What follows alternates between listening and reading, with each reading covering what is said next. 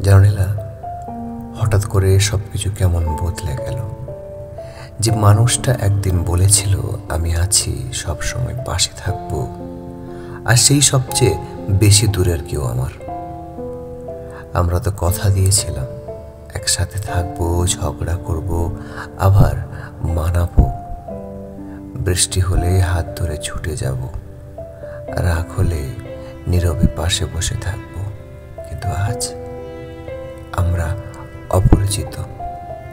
না, তুমি খারাপ না, আমিও না। শুধু সময়টা হয়তো বদলে গেছে, হয়তো কিছু ভুল বোঝাবুঝি, অথবা বলার মতন কিছুই আর অবশিষ্ট নেই আমাদের মাঝে। তবুও রাতের নির্জনতায় আজও মনে পড়ে তোমার সেই হাসি, অভিমানী চেহারা, আর সেই ছোট ছোট স্বপ্নগুলো যা আমরা একসাথে পড়েছিলাম, যা আমরা একসাথে গড়েছিলাম। তুমি কি সত্যি সব ভুলে গেছো, নাকি আমি একা পিছনে পড়ে গেছি অতীতের? এক সময় মনে হতো তোমাকে ছাড়া নিঃশ্বাস নেওয়াটাও কঠিন হয়ে যাবে।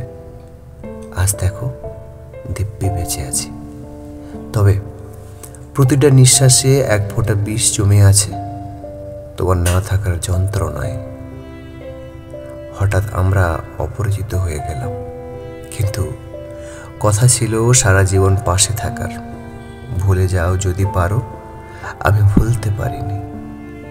আমার প্রতিটি লেখায়, প্রতিটি চুপ করে থাকা মুহূর্তে তুমি আছো অদৃশ্যভাবে, গভীরভাবে।